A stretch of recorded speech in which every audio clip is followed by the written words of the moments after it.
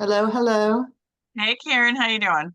Good. How are you? Was that you, Leslie? No, I hear voices, Lori. but I wasn't paying attention. Lori, how are you? Oh, you're drinking, of course. Sorry. Of course. No, it's tea.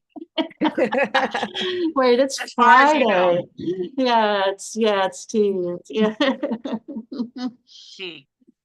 Oh, so folks, we are going to have a conversation today about what's going on in your part of the region for 250 or your part of your organization. So if you can show yourselves, even though you're eating lunch and or drinking lunch like Lori is, this would be a great time to talk today. So we don't have a formal presentation, although we'll do some introductions, see what folks know about Chester County 250, and then share some information. So got a lot of good folks on the call. And Will and Amy, you have a bunch of kids in the background. It must be school's out, isn't it? Yeah. So can you please unmute yourself so we can go around and do some introductions? And how about you in your recording, right, Emily? Yes? Yes, it's recording. Yes. Thank you, Emily and Beth Kay. I'm Karen Simmons with the Community Foundation, and we're helping to organize 250 for Chester County. And on staff, you just noticed Emily Shake and Beth Kay are helping with all kinds of things. Heather, you want to talk about your role with 250 briefly, and we'll go around. Oh, wait, I'm sorry. I also see a Jenny too. So after you, Heather, is a Jenny. Sure. I'm Heather Reifer. I'm the Senior Program Coordinator for 250, Chester County 250. I come from a historic site background, which Will and Amy at least know very well.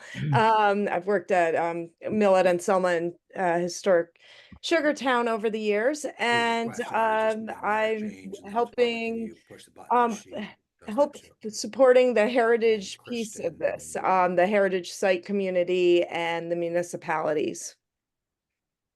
Thank you, Heather. And again, I see that you moved your camera around. Thank you very much for showing yourself. You are our newest addition to the 250 team. You want to introduce yourself to people?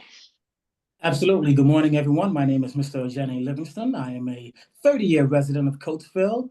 Joined the team to help Karen spread the word about CC250. And that you do. And if you were at our May 30th and June 7th at Thornberry Farm, you may have been fortunate enough to meet Jenny there, diving in a little bit more to 250.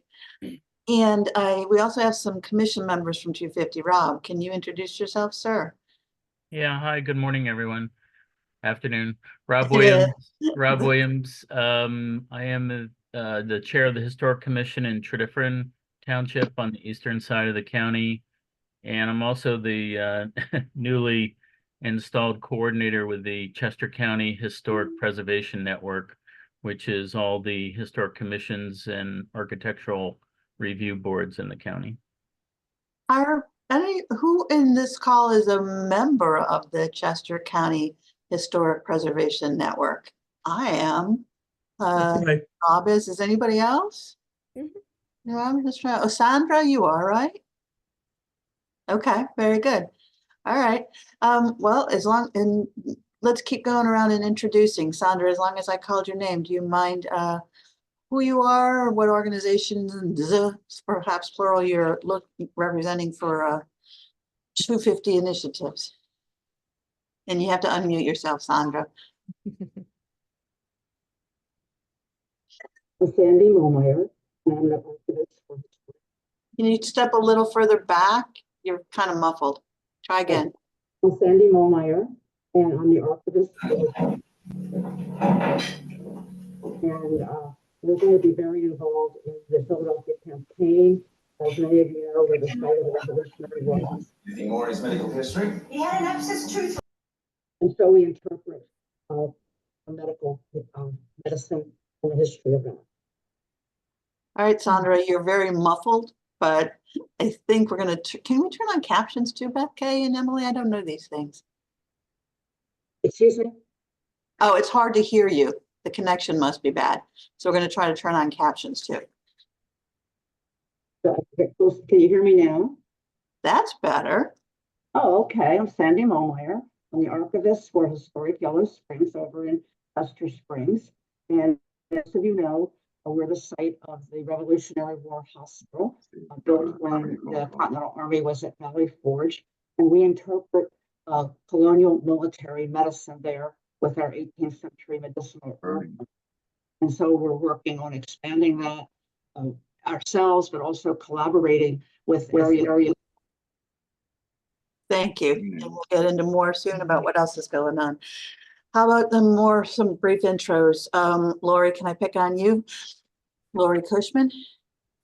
Sure, I'm Lori Cushman. I'm the president of the Justamere Foundation. We have no dog in the hunt on the historical, but we are all about all things Chester County and seeing the general prosperity that will come through all the events that are going to be presented here. I like the no dog in the hunt. We were just talking about the hunt down here. So. Thanks, Lori. And who is from Miller Design Works? Can you introduce yourself? I'm Scott Sheridan. I'm the creative director at Miller Design Works, and kind of got our fingers in a lot of the pies for things going on. We designed the Marshallton Village Heritage Center and the Kennett Square Heritage Center, and the list kind of goes on. But so we're on the implementation side for a lot of these projects and efforts. So I'm trying to get a handle on what all is getting thought about. We're working with Heather on a number of projects. We're part of the Mason-Dixon. We were part of the Brandywine Battlefield Heritage Interpretation Plan with Brandywine Conservancy. So we're kind of hearing lots of things and lots of efforts. And I'm hoping to kind of direct or see some coordination for an overall branding and identity for what's going on here. So we make a great user and visitor experience, easy to navigate, easy to find all these great things that people are doing. So that's kind of my interest level. I am glad you're here, Scott. I didn't know that you are the Miller Design man. Okay, can you mind, Scott, if we put your name in front of it for everybody who doesn't know that you're the Scott Sheridan of Miller Design Works? And sure. He's the guy. You also work with this. Can you talk about the work you're doing with the CVB, as long as we're, because you have such reach, the Chester County Conference and Visitors Bureau. Yes, we also did their the table, the big touch table in there that gives you a tour of things, and we're working right now with them on plans for the moving of the visitor center. So that's I don't know how much of that is public yet, so I'm not going to spill the beans on it, but they have got to move within 2 years. So we've got some really interesting ideas on the table for what's next. So I'm super excited about that. But we're trying to incorporate a lot of what's going on here. We've got some grant applications out. Heather knows about that, for networked kiosks around the county that would kind of show off some of these places and events. So that's also a hopeful. We'll see. But yeah, there's a lot of things that the Visitors Bureau is trying to do to support heritage tourism, and specifically the 250th. So we're part of that as well.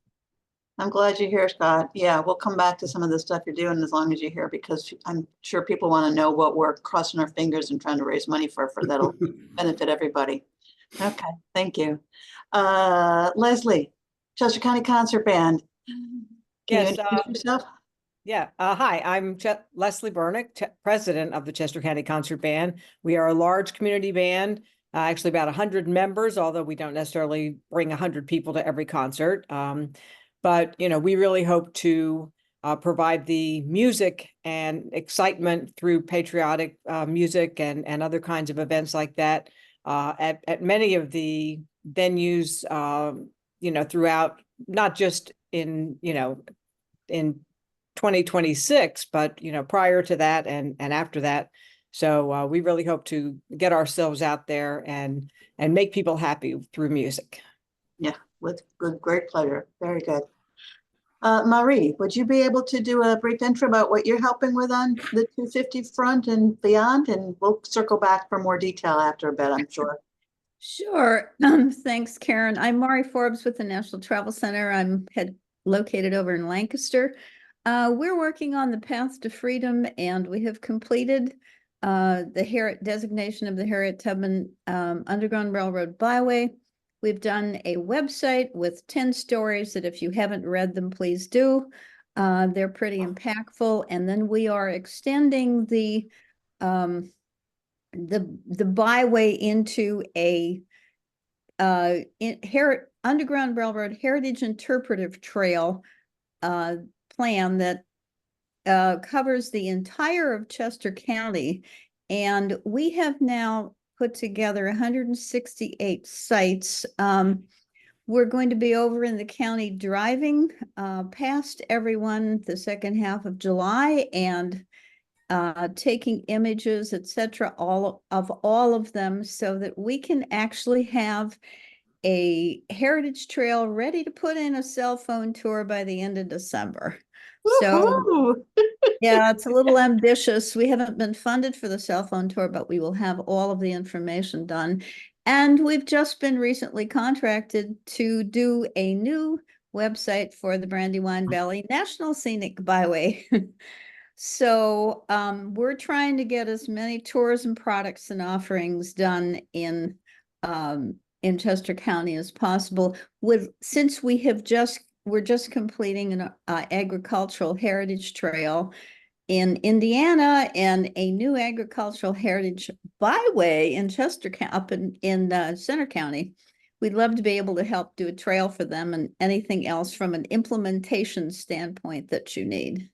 Excellent. This is a good call. We're going to come back more. Why don't we keep doing some brief intros so we know who else is on the call? And Hank, would you introduce yourself? And you have to unmute. You got it. Great. My name is Hank Summer. I'm a resident of Chadds Ford, neighboring in Delaware County. I'm the state and national parks representative, and I'm participating in this process to better understand how Chadds Ford might be able to assist the neighboring county, the neighboring townships around us, and learn more about the process. Welcome. Very good. Thank you. Wait, I have Steve Marvin and then Robert Copeland. I'm just saying names so you can unmute. Steve, hi. Yeah. Hi, thank you. I came to the Thornberry meeting, very impressed with it. I came prepared to discuss the 4 categories that were present. And what I wanted to introduce was a 5th category. And to my surprise, a 5th category was already considered to add more things like arts and culture. Oh, so gosh, yes. I'm an artist and definitely feel that it's going to be much in demand. I don't know who chairs that section right now, but I'd like to coordinate with them on promoting arts. Some of the comments that people already mentioned, that making connections, branding to the 250 plan, and I'd like to enhance visitor experiences related to the 250 plan and see if we can coordinate all that together. Again, Okay. I don't know who's in charge of that arts culture segment. So right now, art culture, we have imbuing everything we possibly can. So, yeah, but that does bring up a follow-up. We're focusing first on the 4 heritage themes that are central to the place, and arts culture. Yeah, well, yes. And I'm a ballet dancer by trade, Steve. So we're not letting this go. Yeah, I have the feet to show it. Visual. Well, we have music, so that's good. Chester County. Are you a visual artist? What is when you say I art? do mostly painting, portraits, some abstract. Very good. Studied with Carl Kerner. And I heard about that guy. I thought so. I thought that was you. Thank you. Good. Well, we got more to come then. Good. Robert Copeland, can you hear? Can you introduce yourself? If not, we're moving on to Malcolm Johnstone. Hi there, everyone. I'm with the Cultural Alliance, which is a division of the Chester County Community Foundation. And perhaps you might have seen the articles that I write in County Lines magazine. I always do something that relates to the history of Chester County or Westchester. And for example, in this month's edition of County Lines, you'll want to pick it up. I write about Lafayette. and it's the Teenage Revolutionary. And so County Lines has been very, very supportive and will continue to be supportive for helping to get the word out, and specifically with storytelling of historical events. Glad you're here, Malcolm. Thank you. L. Kennedy, is that Laura? It is, right? And then to Dan. Yeah, next. it's Laura. Sorry, I don't know why my Zoom always says L. Don't worry. I was just guessing. I thought I knew your name. Yeah, it's Laura. Laura Kennedy. I am the advancement manager for Founding Forward, which is formerly Freedom's Foundation at Valley Forge. Thank you. That's right. Yeah. We do civic engagement, educational programs for anywhere from elementary all the way through high school, as well as teacher professional development. We're running our summer teacher professional development courses right now. The most immediate thing that we are involved with America 250 is that we received one of the grants for the PA Day events. I was going to ask you to talk about that. Tell people how we can help, please. Yeah. So July 20th. July 20th is PA Day. We've received a grant from America 250 and Keep PA Beautiful for a day of volunteerism to help clean up the Medal of Honor Grove on our campus. We have a 75-acre campus, and 42 of those acres are dedicated to the Medal of Honor Grove, which is a living memorial to the over 3,500 recipients of the Medal of Honor. Each state has an acre, and each recipient has a little plaque with their name on it. It's a really beautiful place also to walk if you've never been. I would highly recommend going for a walk there because it's very far away from all the roads. It's very peaceful. We're dog friendly. It's a great little hidden gem in Chester County. So July 20th, we are doing a day of volunteerism to help clean up the Grove. We're gonna do some planting. We're gonna do some wood chipping. We're going to do some gravel spreading to make some of the paths a little more accessible. And we would love for everybody to get involved. You do have to sign up through the America 250 link. But that event is listed on the Community Foundation's website with the link. And we keep sending it out so folks will sign up for you at Medal of Honor and also for the food banks in Chester County. Yes, and we really appreciate two things that Pennsylvania 250 is really hooked onto. So thanks, Laura, for getting that rolling. Dan Campbell and then Joe Antonelli. Hi, Dan. Hello, I'm just a local architect specializing in historic buildings, and that has landed me on the Westtown Township Historical Commission. Our most recent endeavor is to start a series of speaker talks at the Westtown Municipal Building on Route 202 about every other month. We'll probably take off a few months for the summer, but we'll start up again in September. Great. Good. I don't remember if we have the speaker talks on our calendar, so I'll go over that later just to make sure everybody knows to submit those up so we can keep helping promote those. We have a pretty good publicity director on our commission, so I'll make sure that he does send it to you. Great, thank you. What's his name so that my lovely staff can, who is it? Stephen with a W, long, unpronounceable German name. Okay, got it. Warcrafting. Got it, thank you. We'll get the information out. And Joe Antonelli, could you introduce yourself, and then Steve Lyons? Hi, my name is Joe Antonelli. I'm with West Bradford Township. I'm Director of Planning and Zoning. We've been involved not really in the Chester County 250, but more of the Brandywine Battlefield Task Force, which their big 250 is in 2027. Yeah. Which we're starting to generate conversations, municipal conversations about possible reenactment down the crossing of the West Branch for the Howell flanking. Just starting preliminary conversations with that. As for the Chester County 250, I'm really on this call just starting to get ideas. This is my first one for the committee. I'm seeing if any local businesses, Marshallton Tavern or Four Dogs Tavern or Marshallton Inn might be interested. USTC is always looking for any opportunities for things like that. But just kind of gauging what the committee is about and how we can get involved. Great, thank you. All right, Mr. Lyons, and then I think I missed Rick Fisher after that too. Hey, Steve, Hi, Karen. a Can you hear little me? closer to that mic. Yep, that's good. Yeah. Okay, great. Yes, I'm Stephen Lyons with West Goshen Historic Commission and the chairperson for Friends of Shiloh AME Church and Cemetery in Westtown Township. We share a common history with this historic Black church and community that thrived for 100 years before it moved on.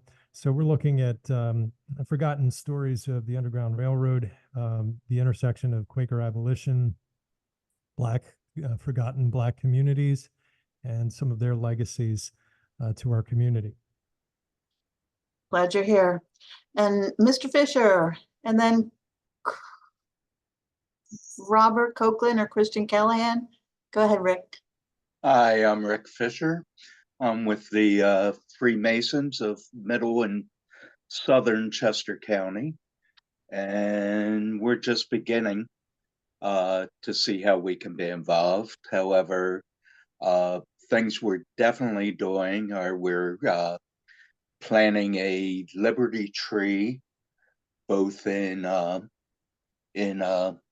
Brandywine Battlefield and the Paoli Massacre site. Liberty trees are where the Patriots gathered, and the only living one left is in Annapolis, Maryland. However, we have several sprigs, and the goal is to plant at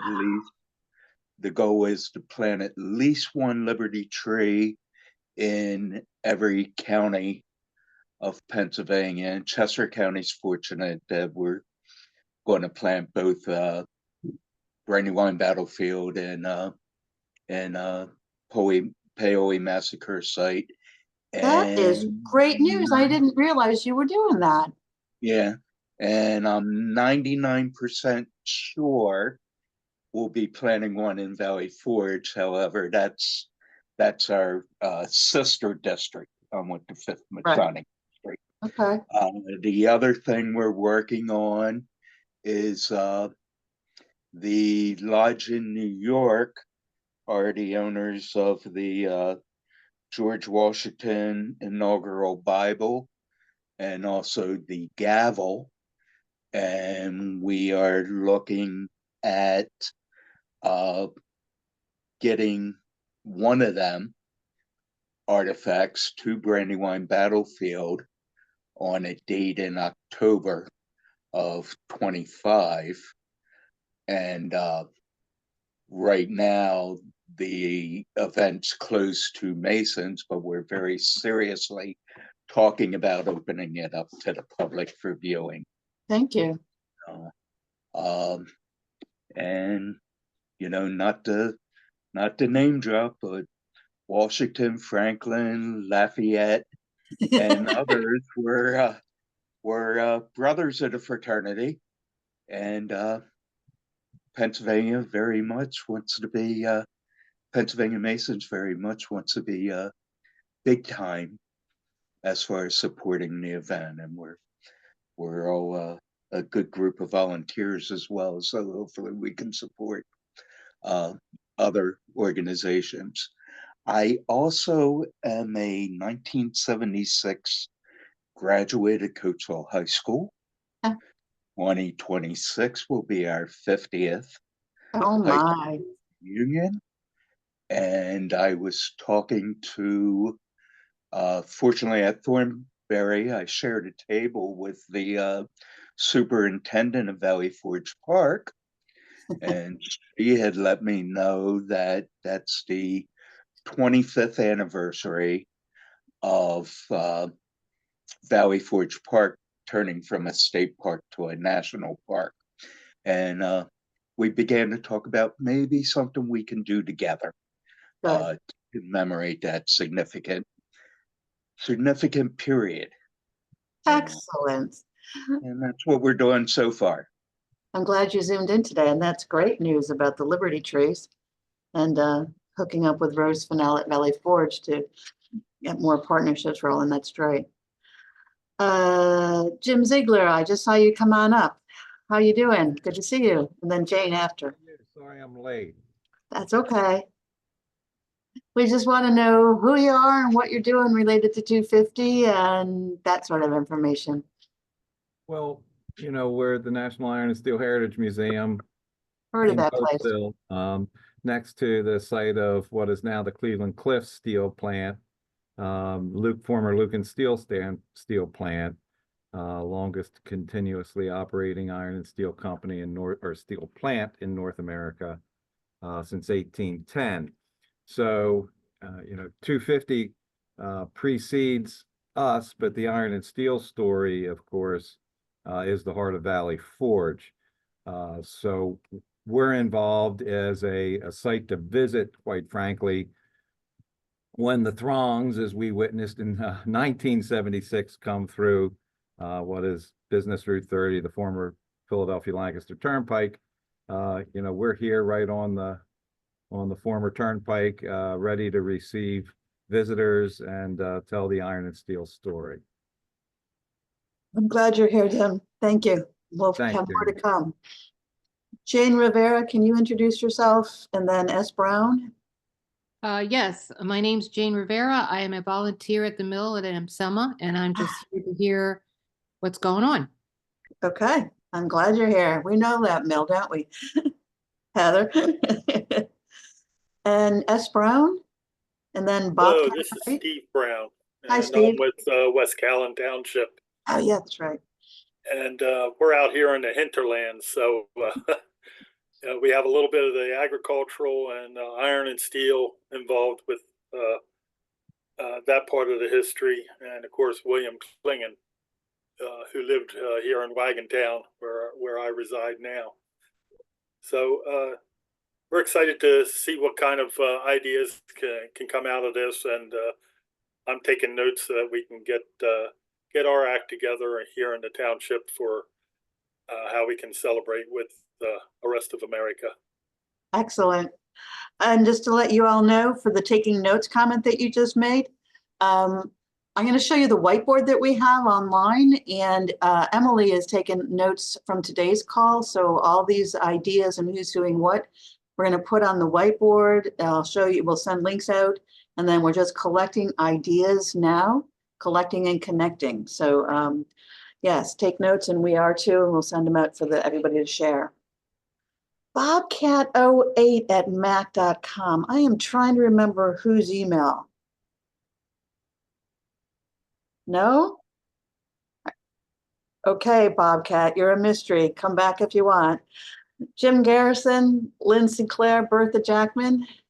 Could you do some intros?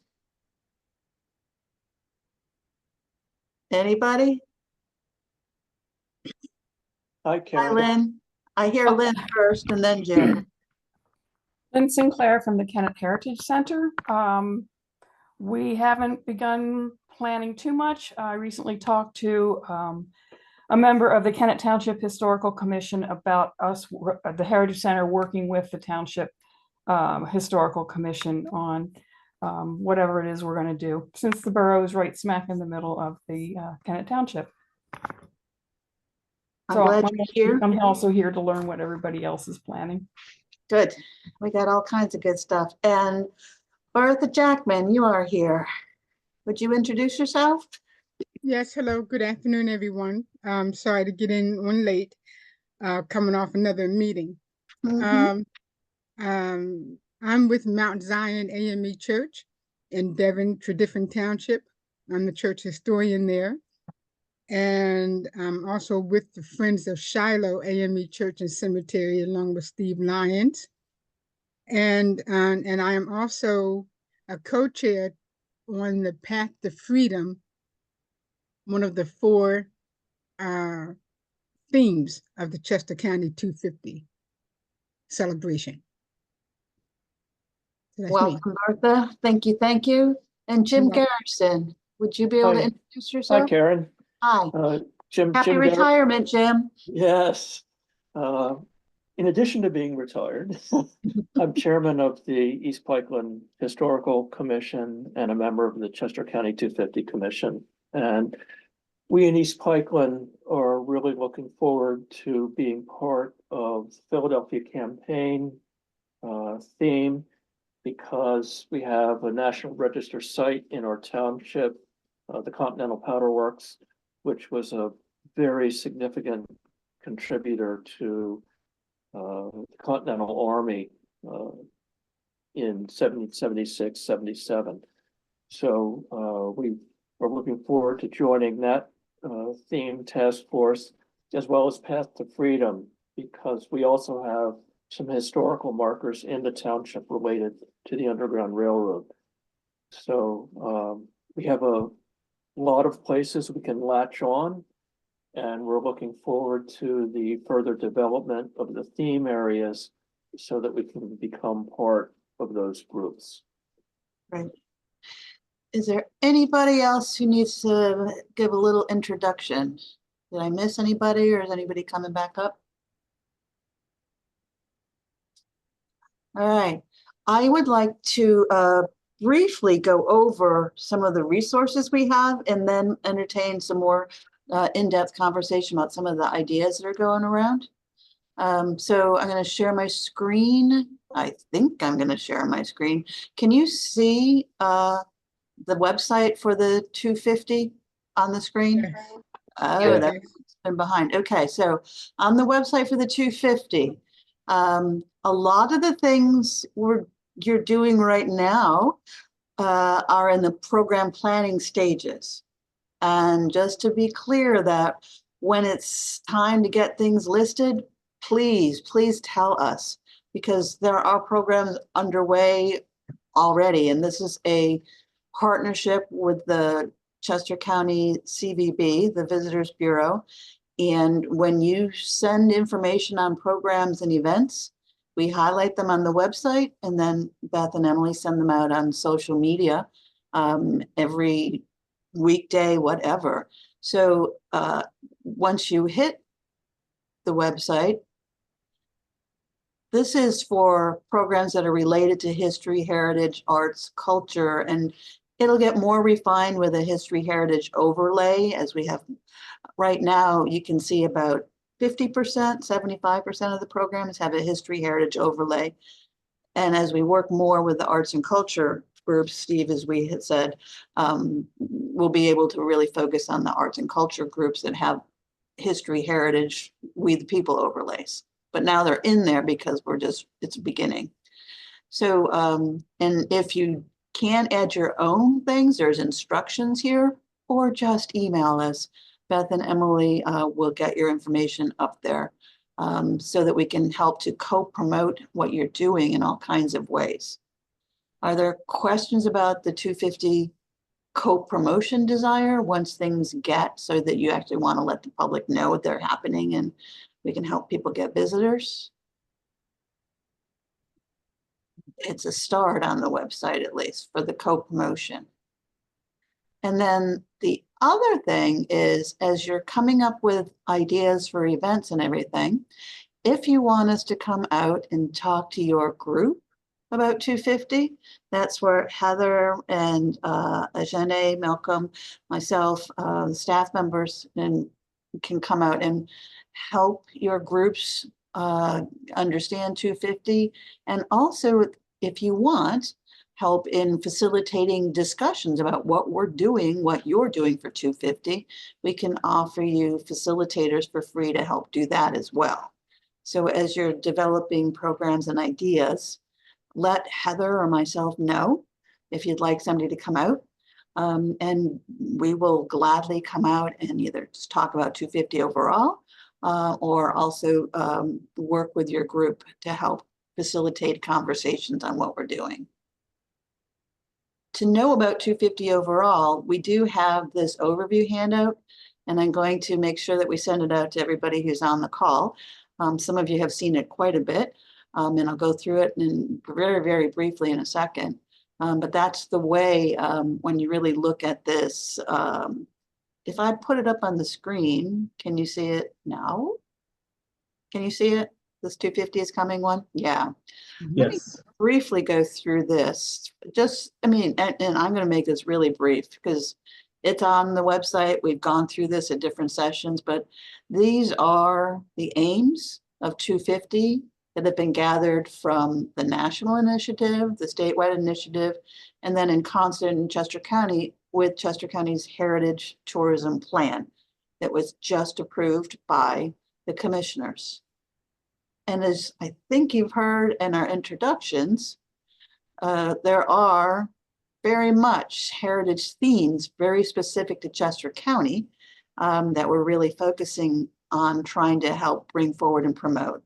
The Philly campaign theme, the iron and steel region, the agricultural bounty region, and unfinished business, the path to freedom, the Harriet Tubman Byway, and Underground Railroad, which spreads throughout the county as well. So those are 4 very specific heritage themes to Chester County. And they're written up here as well and in great detail with, in the work you're doing is amazing there. This is the graphic that kind of pulls it all together for Chester County. The power of place are those 4 heritage themes. And then the overlays to everything are also during 2026, 2027 and beyond. We're really trying to help promote things about the unfinished revolutions and evolving values of our nations, very specific to Chester County. And I mean, the creative bounty that underlies and flows throughout everything we do as well.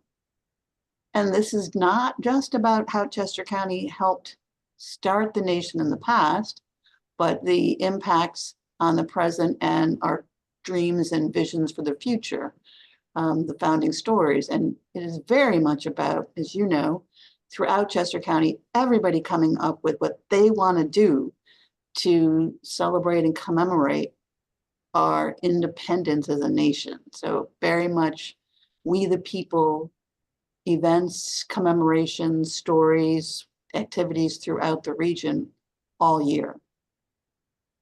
So, I mean, you know, these rights and responsibilities that we have as people in the United States, and this gets into how do we express and understand them as a people, as a community, as families, as society. And this is the kind of stuff we're looking for people to answer throughout 250. What does your freedom and independence mean to you? How did we, your organization, your site, your municipality, participate in the founding of our nation? And then what linkages do we have to liberty and justice for all in our continuing journey to build a more perfect union? And how can we do this that is very unique to our own community? And then partners, timelines, all that. So these are just planning sheets that get the conversation started. And as I said, if you want us to come on out and explain this in more detail, our help with the planning, that's what we want to be able to do. And you know the timeline, it's almost 4th of July and 2026 will be here after an election. And we don't stop after 2026 because we have the Battle of Brandywine and Clouds and Paoli and the Philly campaign and head up to Valley Forge. So everything we're putting in place is forever legacy stuff. We're really trying to strengthen the interactive heritage tourism network so that people who come to Chester County will get involved and keep coming back. So in that information about the website and all we just went through. That's our overall focus for 250 is to try to help you with whatever you're doing and to try to help connect people to get the resources. Do we have questions, comments, ideas about that very brief overview? Yeah, Karen, Rob here. Thanks, Rob. One suggestion. At the summit, the 4 themes were presented in detail on charts, and Yes. it showed up in the big deck that you distributed. I'd recommend creating individual packages of those so we can pull down just Philadelphia campaign or just agriculture and be able to share those with the groups in our townships without Good having to idea. share the whole big package. Okay, so did we do that already, Beth Kay? All right, they'll show up here, plus we'll mail them out. So you're right, Rob. What we have right here on the Join Us to Make History page, these conversations, is this very first one is the whole packet of the 81 pages, you're right, of what we compiled. And Bertha, this has all the Pathway to Freedom stuff that y'all put through too. So Yes. it's a complete packet. And then you know what? We're also going to put the separate packets plus the recordings of the 4 themes as well, plus the recordings of what our wonderful government officials talked about with the themes. They should go up on the website. Okay, what do you think, Beth, Kay, and Emily, within the week or so? When do you think we'll have those back from the video guys? Not positive, but sooner rather than later. If Okay. it's not next week because of the holiday, it might be the following week. Okay, but we can get the packets divvied up and put up there and we'll send them out as well, Rob. And then I think the other place we're going to link them to on the website, just so you all know, is on the homepage. Oh my God, the homepage just went away, Beth. Sorry about that. That's embarrassing. We'll fix that. That I'm gonna wasn't try the again. homepage. That's about us. Yeah, there we go. Sorry. That was, I would call that an ID10T error, which is a user error. So there's the 4 themes at the bottom. We'll also put them at the beginning of each of these pages once you link to those. So the info packets and the information that you're starting to come up with, these will keep evolving most definitely as we know more about what you're doing. The other thing I wanted to show you, and this is where on the resources page, the whiteboard. Can people see this resources page? And it says the whiteboard. So it's a bulletin board to post ideas of what you're doing for 250. So these are things that are in process. And so we've been posting ideas that we have, and we're going to get them more organized now that we start to have headers. And the things you're talking about today that you're thinking of doing will also list up here as well, so that you can start to get some ideas on what's going around, ideas around the county as well. So it's verbal as well as in writing, and then conversation and hooking through. So if in doubt, go to the bulletin board or give us a call. Does that help a bit for how we're trying to help coordinate what's going on? Karen, I have a question. Please, Bertha. Cheney University. Yeah. I know that lies within 2 counties, Chester We're taking County it. and We're new. Delaware County. Yeah. Have you heard anything from them? You know, I'm sorry, I now see Ajene's smile in the middle here. Ajene is a Cheney alum, and Ajene Livingston is right in on the screen. And Ajene, you don't know this, but yesterday and birthday, I was talking with Dr. Larissa Hawkins of Lincoln University, who is on the 250 Commission. And just yesterday, we assigned ourselves, we've got Westchester University, which is working on a 250 committee, is rolling out. And Lincoln University has started to roll out what it's doing for its 250 committee. And we're going to talk within a couple of weeks to Cheney University, Penn State, Immaculata. So we're going to hit, there's another one. I'm sorry, I'm forgetting it. So yes, it's on our list of groups to make aware the 250 is coming, and then start to get a work group in there. And then we're actually hoping that the universities within 4 to 6 months will be able to do a Zoom session like this, just to say, here's what we're thinking about doing for 250. Okay, the reason why I ask is because I mentioned back on June 7th when we had the planning summit, the day before I had attended the Delaware County 250 meeting, and it was held at Cheney University. So, you know, so trying to be in discussions with them. Yes, they lie in 2 counties, and so we're both taking them. Okay, so I just wanted to bring them up. Yep. You know, because if you don't, I mean, I'm sure everybody here knows about Cheney, that it, you know, is one of the historical HBCUs, Black colleges and universities, and it's another treasure in Chester County. Right. And Larissa is hoping that Cheney and Lincoln can really do some partnering. And this would be a nice way to bring them together. Laura, you had a question, comment, idea? Yes. Do we have any plans to, probably not now, but closer to then, to coordinate with like Philadelphia and Pennsylvania as far as advertising outside of Chester County? You mean for Chester County's events and things? Or, yeah, advertising the events that are going on here, like coordinate with Philadelphia or Pennsylvania, or, you know, is there a larger 250 group that we would be able to kind of combine our efforts with and get the word out outside of Chester County? We're working this convention. CVB, Susan Hamley is on the 250 commission, and so that's what the CVB's role is, to make sure and extend it regionally, nationwide, and also internationally, because Chester County gets a decent amount of international visitors. So, and actually, Miller Designs, Scott, did you have any insights you want to add to that at this point, or should we hold that back and when we do a special session with the CVB in a few months? You're muted, and that's probably good, right, Scott? You're muted. So does that help a little, Lori? Yeah. And the other part is that I'm not qualified to speak for them on their advertising stuff. So yeah, okay. We also coordinate. We do, I would say, almost every other month or so, gatherings with the other 250s across our region and Pennsylvania. And so we're out there trying to see who's doing what and getting best practice ideas. Yeah. Other Karen, questions, comments? Hey, yes. Bert. Yes, what can you say what CVB is? Oh, the Conference and Visitors Bureau. Oh, thank you. Convention, conference. Tourism.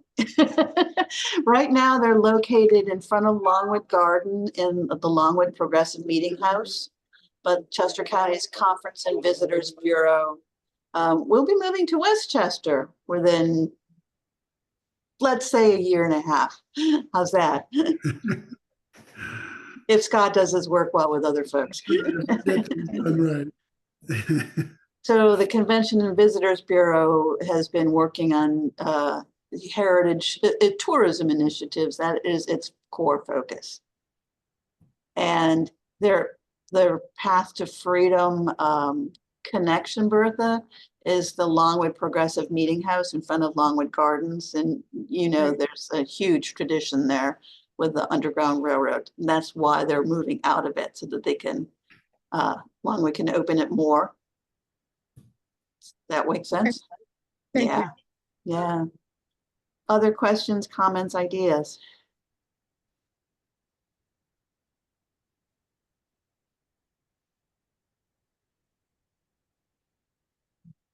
I'm going to put Heather and Scott on the spot. Can you talk a little bit about the Heritage Interpretive Network, and anybody else? I don't know, Marie, if you want to talk a bit about that. Can I show a picture of the map? And then Heather, can you explain what it is? And Scott, if you feel like chiming in, go ahead. That work? Sure. You're good. Okay, let me find a picture of the Heritage Interpretive Network map.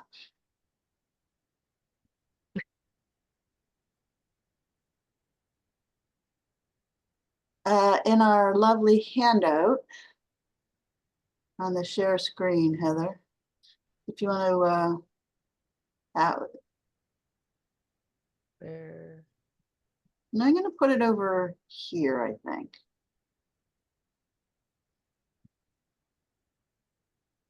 There, can I do that? It's so small, it's hard to see, but. Very small. So if you squint a little. Can you kind of see it now?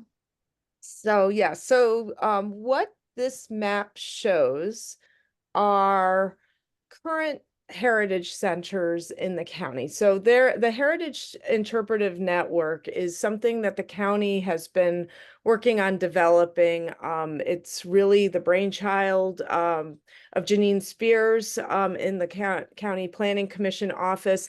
And it developed out of work that the Brandywine Battlefield Task Force had been working on in terms of classifying or categorizing the sites that make up the Battle of Brandywine. This particular map shows some of the existing heritage centers There's a number that are proposed. Initially, they were focused on the Philadelphia campaign and Battle of Brandywine, and it's in the process of being expanded out, and it put this under proposed. To expand out to include the other themes that we are pushing forward for 250 and also for the Heritage Tourism Plan.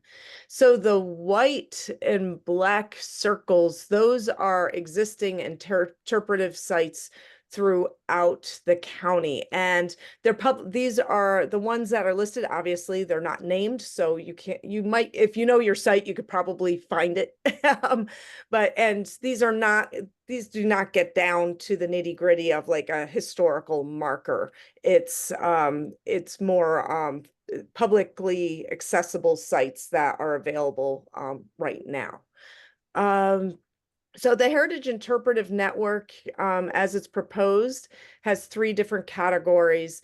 Gateways are places that are extremely visitor ready in the sense that they have the infrastructure to accommodate volume of guests. So places like Valley Forge or Hopewell can handle that number of people.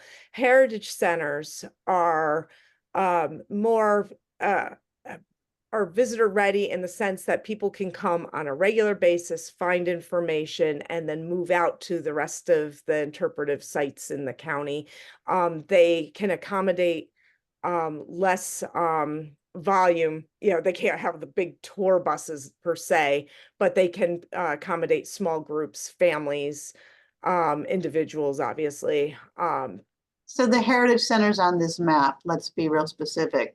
This is Lynn Sinclair and Kennett Square, right, Lynn? Yep. And then over here is Marshallton? That's Marshallton. This one is the Chester County History Center? Yep. And then to the west, we have Iron and Steel. So Jim the Ziegler, you're National over Iron here? and Steel Museum. And then what's up here? north is the Schuylkill River Heritage Center. Phoenixville with Barbara Cohen. So these are existing heritage centers that have capacity to greet guests and help them find out about amenities in the area. And we have some more proposed places that we're trying to raise some funding for. Yeah. So, and in terms of this network, Janine and I and a few others have been working on trying to develop criteria for whether, you know, when a site is a heritage center versus an interpretive site. It all comes down to the level of experience and the level of how they can interpret specific themes in the Heritage Tourism Plan. Can you talk about apps, maps, and kiosks? I can certainly try. So what are they? Briefly, just like a 3-minute overview. And then So Scott, can you add in your hopes and dreams too? So one of the things that we have a grant project out there to install kiosks throughout the county. This is going to be an expansion on one particular existing one in Marshallton. They have an indoor interactive kiosk there where visitors can find information about that particular area, as well as information about other amenities, other attractions in the area. The concept of the kiosks, ultimately we would love to expand it to have 28 locations throughout the county, have them outdoors, accessible practically 24/7.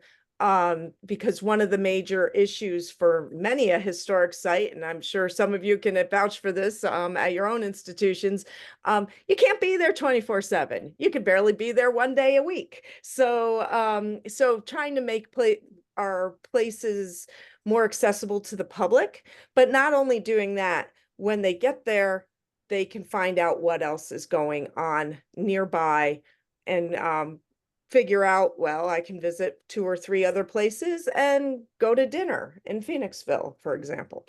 So, so that is the idea of the kiosk. Scott is working on this project and developing and helping us develop how this network will look, as well as the content that will be on them. So that's that piece. The other piece, our hopes and dreams are to have a mobile app that does something similar that people can take along with them.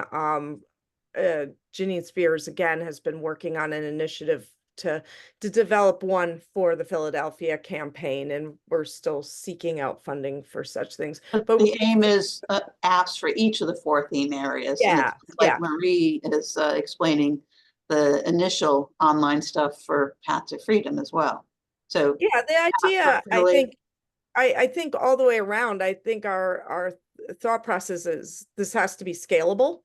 And so as more themes become developed and more stories can be told, we can expand into those areas. And the fact is, Iron and Steel, Jim Ziegler and company, Yes. has some incredible brochures and trails for the Iron and Steel. So to be able to work off of that, which has been established for a decade now, and develop it into the content for, take the maps and the trails and and develop it for apps and kiosks. You've got a good groundwork laid. Scott, do you want to add some intelligence about apps and maps and trails? Because I'm learning this, and he can do it so much better than me. No, that was great, Heather, actually. I would just say, first off, there actually are 2 kiosks. One is at the That's right. Phoenixville, the Foundry. Right. And those are networked. But I will throw in a caveat. The Visitors Bureau, their back end system, they recently changed. They went from one system to a new system called Simple View.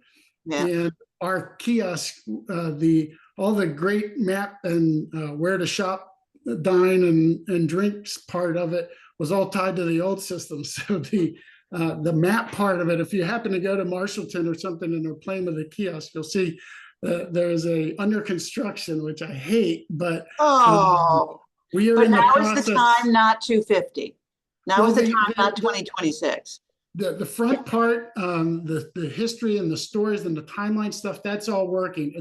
It's the connection to the database of information that the Visitors Bureau has for things like map-based locations like dining, shopping, that stuff.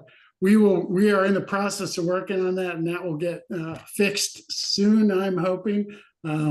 We're trying to work with Simple View to create connections to that for the existing kiosks. Obviously, when we get going, if we get the grant and get going on the big one, then that will be part of that as well as the table there. But I think what's interesting about the kiosk is it has this common back end for the whole county. Yeah. But what's neat is each of the kiosks has what we're calling hyper local content. So there's a front end that is really up to the organization that's hosting or sponsored it or has kind of put this together. So for instance, at Barbara's at the Foundry, it is all about the Iron and Steel, and particularly the Foundry, where their bridges are that the Phoenix Columns made, those kinds of things. That's the front end of their story. Whereas at Marshallton, it's about Humphrey Marshall and the village and the things that occurred there. So the little walking tour, those kind of things. So we call it hyper local. It's really, and that's what makes these heritage centers so great. It's really about what is right here, what's interesting, how did it come about. And I think one of the important things, this is sort of my personal soapbox, but I think it applies because as we're talking about it, I see that it still is an issue. We're calling it the Heritage Interpretation Network, but there really isn't an official sort of name and brand and sort of overall. We got to come up with something better than that, don't we? Well, even if we don't, I think we need to visually organize this whole system so that, and I'll give you an example. If you go to Chester County Parks, there's a neat new logo and identity for Chester County Parks Plus Preservation. And if you look at the logo, it's got 3 parts to it. And those 3 parts represent the 3 parts of the park system. And it really makes sense visually as a system. You know, if you're thinking about a park, where you're going to go. You're going to go to Chester County Parks. If you're thinking about this stuff, you don't know where to go right now. And you don't know how to, and I'm saying as visitors coming to this, they don't know how to navigate this. And we certainly don't have signage or any kind of visual system that says, you know what, you're in part of the Heritage Network. And in fact, you're right now at this Heritage Center, it has information about the Philadelphia campaign, and it's got information about the Underground Railroad or the Path to Freedom. So there's nothing really that help orient visitors to this great network that we're developing. And I think that's a real missing component right now. The visitors. That's what we're working on Yeah. overall for the 250 Commission and the Heritage Plan. Yeah. So that's something I'm obviously very interested in. And This your branding for the parks? This was not us, but that's the one I'm referring to. And so those three things are represented in how they organize their information and their places. And I think that's a real good analogy to what we need to do with this, especially for outside visitors. I think they're just going to be really lost. Like Janine has put out some design stuff for the Battle Brandywine that came out of the landscapes planning probably 10, 15 years ago. And it is specific to the Battle Brandywine. Well, that doesn't cover the majority of these things we're talking about for the 1777 Philadelphia campaign, as it doesn't apply to clouds, it doesn't apply to Paoli or you know, the powder works that you were just talking about, or the fords and encampments that are outside of the Brandywine. It doesn't make any sense either verbally or visually. So I'm afraid that things like that will start becoming sort of de facto mini brands when it really should be quickly taking a step back and create an overriding architecture, both structurally and visually for this, before things start kind of getting made ad hoc. That's my big fear, is the ad hoc approach is going to confuse visitors. We've been doing the planning for a year or so. We're doing the fundraising now, and we're poised to know whether the funding is going to come through over the next several months, and it's getting close. But one of the things Heather is doing is trying to gather together everybody's tours and trails she can, so that we can at least put them in what current state they exist on the 250 website, so that we have the collection, so that as we get closer to actually being able to come up with the interpretive network, we have information. So Heather will be chasing after everyone on these calls. For that, if you have at your organization or municipality, you have an existing trail or tour that you'd love us to get the word out, shoot me an email. I'll put my email address in the chat too. And she'll chase after you with more social media. We'll see social media appeals for it and email appeals for it. And then we'll do a separate page on our resources just of Chester County maps, trails, tours, again, as a compilation place, so that hopefully when we get some funding over the next few months, we can then work on having the data there so that it can be interactively loaded in to the apps and the kiosk. And Marie, can you talk again about what you're doing with the Path to Freedom? You talked about being able to do photos and all over the next few months, so that you'll be able to get up a Path to Freedom. Yes, yeah. What we're doing with task 3 is we're going to go literally driving in Chester County to go by all 168 sites to determine which ones are feasible, because you can't create a heritage trail with 168 sites on it. No one would ever do it all. So as a part of that process, we're going to be taking images of every one of the sites so that people can understand why they're on the trail, why they're not on the trail, and the level of accessibility, not handicapped accessibility, but just accessibility to the site so we can make an evaluation for the plan. But those images are going to be really handy. The other thing we're going to be doing over there is taking images of the Brandywine Valley National Scenic Byway for the new website. So that'll be a image collection that should be pretty handy in the future. And you launched the Path to Freedom website within the last couple of weeks, as I remember, or a month or so, right? It's been a couple of months. Fortunately, we've been getting rave reviews. It is beautiful. Yeah, it's just so you all know, again, as we're working within the themes, we're trying to keep up with all the stuff you're doing. So thank you for all the stuff you're doing.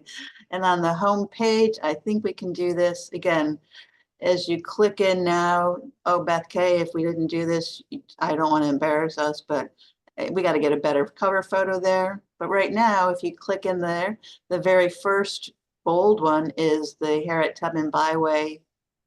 This is your new website, right, Marie? Yeah, and if you can scroll down just a little bit. Yeah. Can you do that? Can y'all see it? Here's the 10 stories we talked about. Yeah. And we tried to really tell the story of the freedom seekers, the abolitionists, but most of all concentrating on the experience that the African Americans and even the free African Americans and the freedom seekers had to go through during this whole time.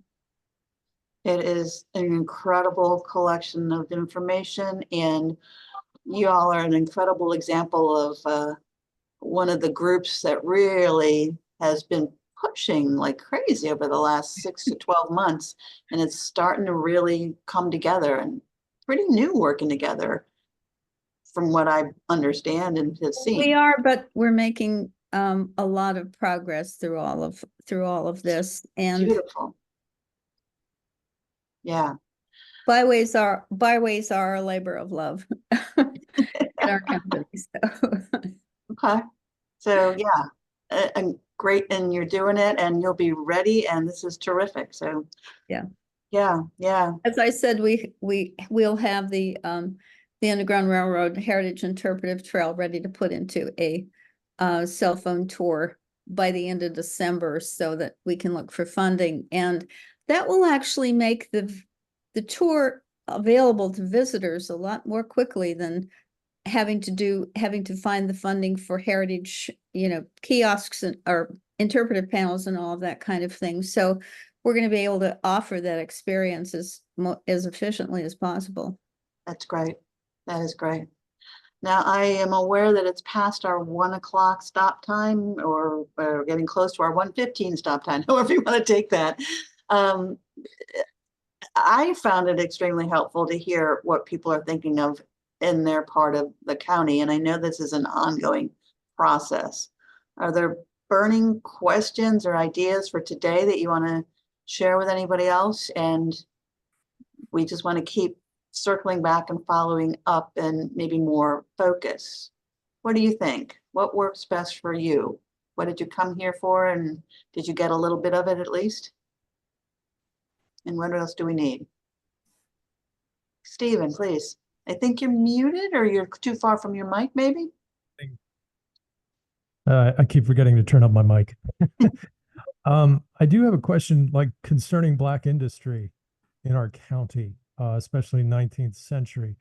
Is anybody doing any work or research pertaining to Black-owned blacksmith shops, Freemasons, Black-owned farms?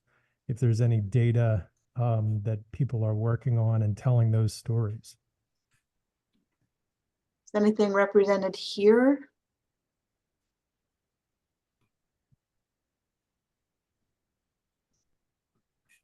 Good question. Then we'll put it out there for folks to really start to think through a little bit more, and more to come. Any other questions, comments, observations? Well, just basically that, yes, that there were Black-owned businesses, but like you said, it's just a matter of trying to coordinate that information and put it together. So yes, there were Black-owned farms and Black-owned businesses in the county. I mean, I'm just kind of curious about how many there were. Yeah, that's probably going to be a good opportunity for us to loop in Lincoln and Cheney for some of that research and some of that information as well. Good question at hand to really push in with the history centers. Yep.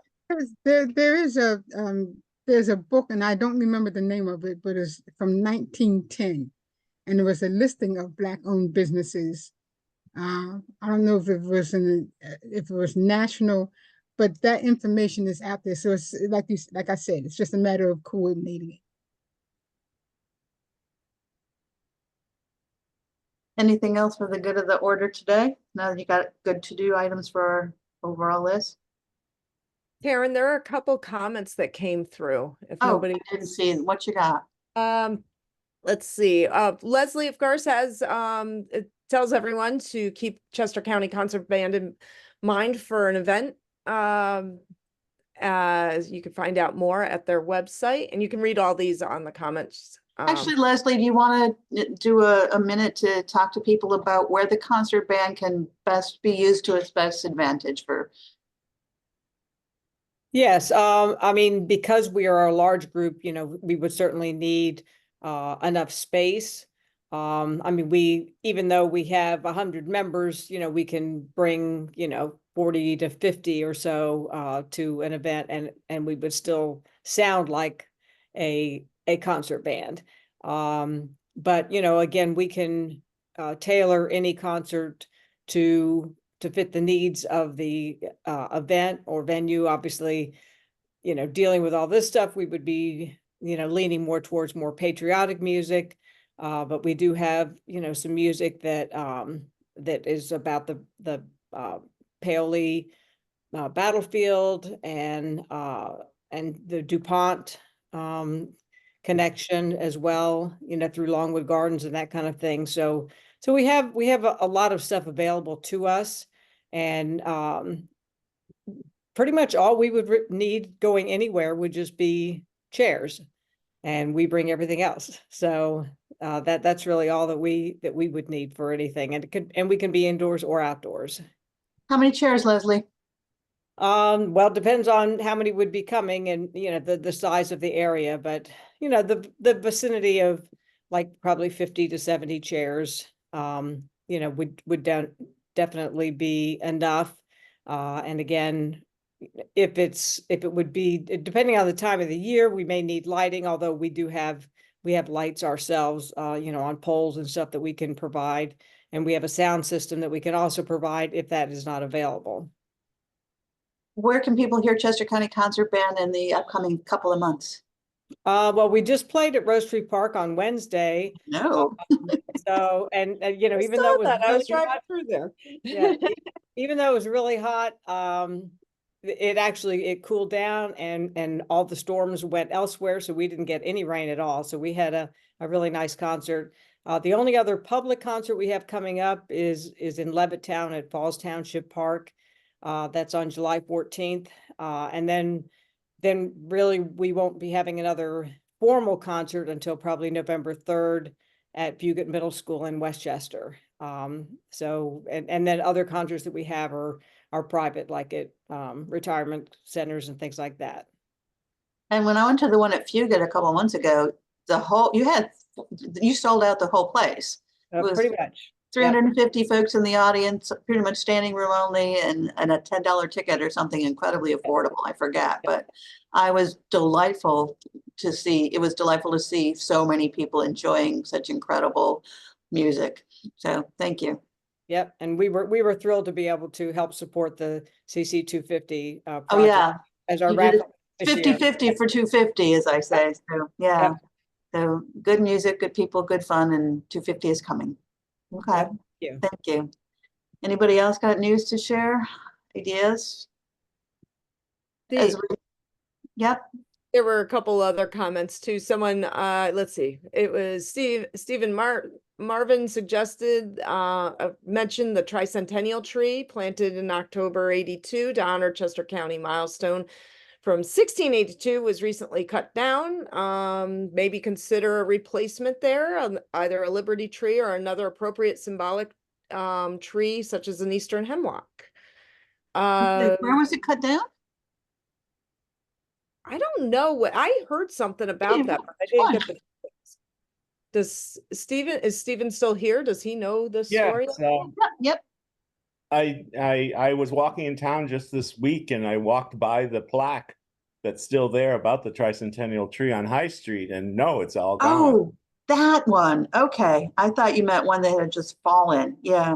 I was there when they dedicated it, and that, I feel connected to it, and then all of a sudden it's gone. No public mention of it otherwise. Interesting. Okay. All right, Rick, help. Thank you. What other comments you have, Heather? And then Cindy Prater from West Bradford Historical Commission. She attends the meetings to learn about what other townships and organizations are planning.